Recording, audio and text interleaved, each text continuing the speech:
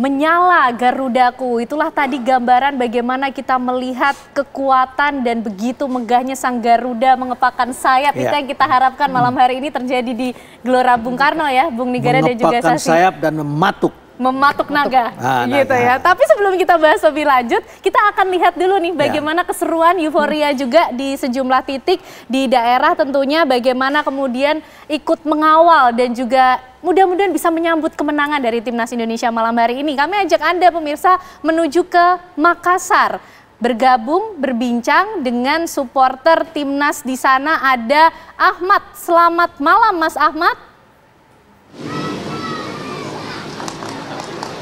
Ya, selamat malam. Ya, Mas Ahmad, ini bisa diceritakan lagi di mana acaranya nobar dan malam hari ini ada berapa banyak yang berkumpul di sana untuk mendukung Timnas?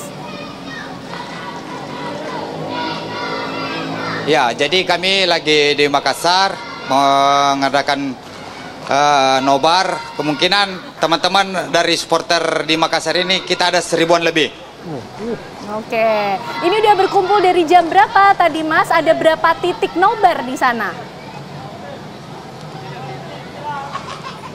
Kalau di Makassar sendiri kami itu ada nobar lumayan banyak sih Mbak.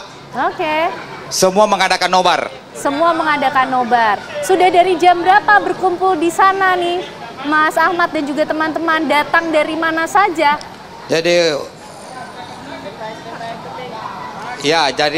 kami di sini ada beberapa wilayah kabupaten yang membackup, ada Kabupaten Goa dan Kabupaten Maros, Mbak. Oke, nah Mas Ahmad dan juga para supporter Timnas di sana, malam hari ini kira-kira melihat Timnas Indonesia kita gimana? Optimis bisa menaklukkan tim Cina? Kami sangat yakin dan optimis. Indonesia menang 2-0, Mbak. Indonesia menang 2-0. Kira-kira kalau bicara soal komposisinya, nanti Patrick Kluivert akan seperti apa mengatur komposisi Timnas kalau menurut perkiraan Mas Ahmad? Ya, menurut kami ini intinya harus menyerang full, Mbak. Tidak boleh bertahan. Oke, harus menyerang full. Siapa kemudian pemain andalannya nih kira-kira yang nanti akan habis-habisan, Mbak? Habis-habisan. Siapa kira-kira pemain andalannya yang bisa memberikan gol 2 tadi, Mas? 2-0 tadi? Ya, saya harapnya kapten timnas kita Rizky Ridho lah. Oke, Rizky Ridho. Nah, nanti kira-kira akan menonton di sana sampai selesai semuanya dan masih ada lagi yang akan berdatangan, Mas Ahmad? Ya, pasti akan berdatangan, Pak, karena mungkin sekitaran 2 jam lagi akan kick off. Ini belum seberapa sih, Mbak. Oke. Akan berdatangan. Akan berapa perkiraannya yang berkumpul malam ini, Mas Ahmad? Kalau dari tempat kami sendiri ini 500 sampai 1000-an, Mbak. 500 sampai 1000, cukup banyak ya. Punya yel-yel kah? Punya kemudian semangat yang ingin ditunjukkan untuk Timnas Indonesia? Silahkan Mas Ahmad dan teman-teman. Indonesia Ewako. Nah, Indonesia Ewako. Oke. Timnas Indonesia Ewako. Oke. Timnas Indonesia Ewako.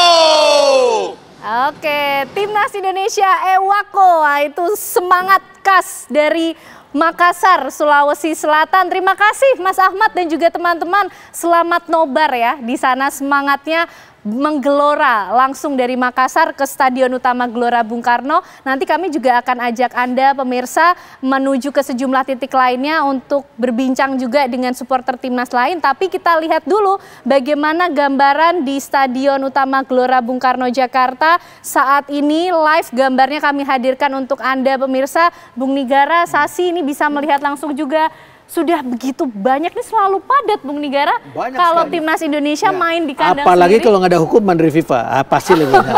Tapi sekarang ini jauh lebih baik dibanding masa-masa silam. Saya pernah sama satu periode menjadi direktur operasional di situ, direktur PPU ya, di Gelora Bung Karno. Zaman itu orang yang nggak punya tiket bisa masuk ke situ tuh. Ke ring road. Sekarang nggak bisa. Sudah lebih tertib. Karena di dunia memang begitu. Saya di Itali juga nonton Piala Dunia, meliput Piala Dunia begitu. Orang yang di ring road orang yang punya tiket. Yang nggak punya tiket di ring road ring kedua. Ring pertama udah pasti orang punya tiket semua. Tinggal gini loh, ada orang punya tiket emang mau nonton atau dia memang cuma mau hobi. Banyak juga yang gitu. Jadi pengen dapat. Jadi pengen merasakan auranya aja dapat, suasananya didapat, dia nggak penting nontonnya. Gitu. Nah itu banyak sekali yang kayak gitu. Banyak sekali gitu. Apalagi sekarang di stadion utama, sekitar stadion itu udah banyak kafe, banyak warung yang apalagi besok libur lagi ya. Apalagi besok libur. Tambah komplit tuh. Tambah komplit malam hari ini. Nah, kalau Sasi mungkin malam hari ini sebetulnya juga kayak Bung Nigara bisa nonton di sana, atau teman-teman dari dulu pemain timnas Indonesia Putri nonton juga langsung memberi support di sana? Banyak pemain-pemain timnas putri yang mungkin pada nobar kali ya.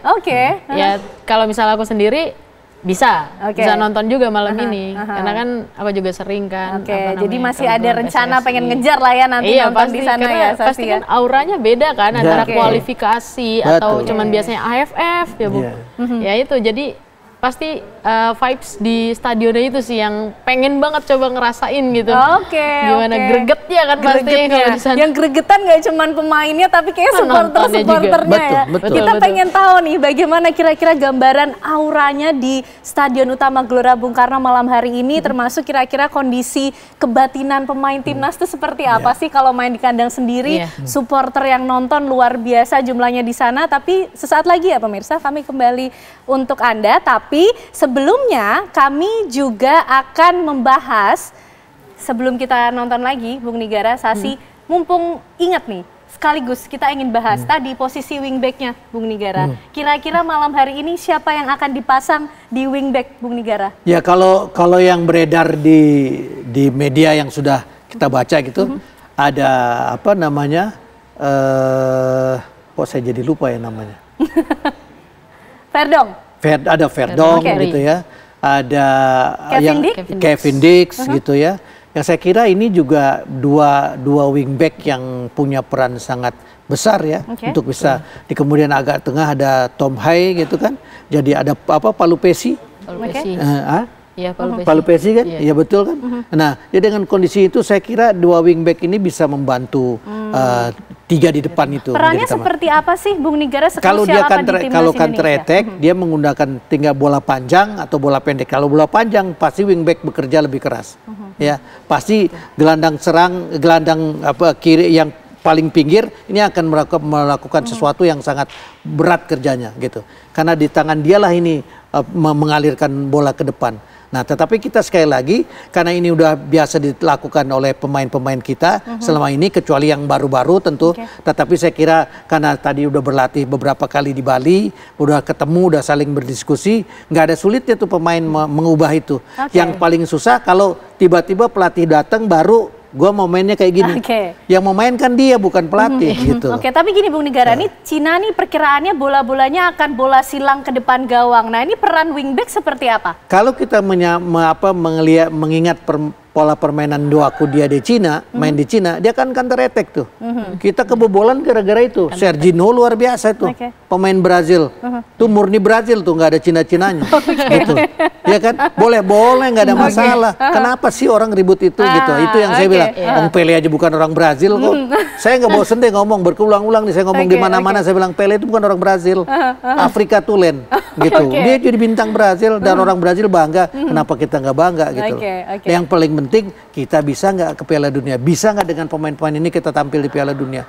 Toh di sana merah putih Garuda yang di ini tetap Garuda kok. Betul, yang di bawah adalah Garuda. Tahun 38 kita diundang oleh Prancis untuk datang ke Piala Dunia, tapi pakai Hindia Belanda, nggak mau tuh suratin. Ya memang nggak salah juga, Indonesia belum lahir. gitu loh. Tapi undangannya ke PSSI, jatuhnya ke NIFU di sini, Netherlands Indonesia Football Union gitu. Nah dia bagus, Gubernur Jenderalnya panggil suratin, tapi pakai benderanya ini, pakai nggak mau dia, gitu. Padahal Indonesia belum lahir. Jadi kalau ada yang bilang Indonesia pernah ikut Piala Dunia 1938, bohong. Bahwa ada 8 pemain kita yang pernah main di Piala Dunia atas nama NIFU, atas nama Hindia Belanda, memang itu faktual, nggak bisa disangkal. Oke, baik, itu kita belajar sejarah juga ya dari Bung Nigara. Tapi Sasi juga kalau melihat posisi wingback Indonesia malam hari ini, kira-kira siapa yang akan diletakkan di situ untuk kemudian bisa mengatasi bola-bola silang ke depan gawang dari Cina ini? Kalau wingback, prediksiku kirinya Verdong. Itu Verdong kalau melihat dari historinya kan pasti dia selalu main full ya dari awal. Kanannya Kevin Dix. Kanannya Kevin Dix. Ya. Atau mungkin untuk substitutionnya atau ininya mungkin ada Jakob Sayuri. Ada. Jakob di depan. Jakob Sayuri udah sama Egy. Sama Egy mau mengcover oleh Rumeni. Nah, kalau Kak Sasi tadinya Rafael Struijk di situ, tapi terakhir di prediksi susunan terakhir nggak ada nama Rafael Struijk, yang main Sayuri. Gitu. Baik. Nah, Kak Sasi juga kalau dari posisi center back ya, point of view center back nih, melihat peran wingback untuk bisa saling bekerja sama supaya bola lawan nih tidak masuk ke kandang kita tuh gimana? Itu pasti dari komunikasi juga sih antara wingback sama center back kan juga bekerja sama ya. Kalau misalnya di Putri itu lebih sering belakang pakai 4. Jadi center back 2, terus ada wingback kanan, wingback kiri. Nah itu pasti karena mungkin dari aku sendiri, aku center back kanan, aku pasti banyak komunikasinya sama wingback yang kanan. Jadi kita juga harus selain antar center back, kita juga harus bisa komunikasi atau punya chemistry lah sama wingback yang kanan, karena kita juga akan banyak kerja sama mereka. Kalau misalnya aku itu ini dari pengalaman aku itu wingback, kalau misalnya wing kiri lawan itu udah pegang bola, pasti yang datang duluan wingback kanan. Aku bagian cover. Kalau dia kelewat baru aku ambil, ntar dia cover lagi. Itu sebenarnya taktikal yang di latihan ya. Tapi mungkin itu basicnya, gambaran dari pengalaman aku. Kayak gitu sih. Bung Nik, basicnya memang seperti itu. Malam hari ini kita akan melihat dinamika yang berbeda. Pasti kan dia pengalaman karena bermain. Saya karena menulis. Saya main juga tapi nggak kelasnya. Menulis dari melihat juga ya, Bung Nik ya. Gitu. Zaman dulu main juga. Main dulu. Saya main Liga Mahasiswa dari awal sampai 80. Itu 81 sampai 84. Saya pensiun habis itu. Lebih baik nulisnya. Lebih enak nulis daripada main kan. Kalau mainnya disorakin orang gitu. Nah, kalau nulis kan kita nyorakin orang kan gitu itu. Jadi saya kira apa yang dijelaskan oleh Sasi memang seperti itu harusnya. Dan pelatih itu hanya bisa membuat pedoman aja. Di lapangan aplikasinya pemain. Komunikasi antar satu pemain dengan pemain lain yang sangat penting. Kalau nggak ada komunikasi mati. Mau strateginya di atas meja itu, di atas papan lah, bukan di atas meja sekarang. Kalau di atas meja, di atas papan luar biasa gitu. Wah, ini start begini-gini. Tapi begitu nggak ada komunikasi, nggak jalan. Lagi-lagi nih komunikasi menjadi kuncinya. Nah, center back sudah, wing back sudah. Nanti next segment kita akan melihat bagaimana gelandang dan juga penyerang ya malam hari ini untuk Timnas Indonesia. Nah, kita juga akan melihat nanti bagaimana antusiasme para supporter Timnas Indonesia di titik lainnya. Pemirsa, kami hadirkan untuk Anda sesaat lagi.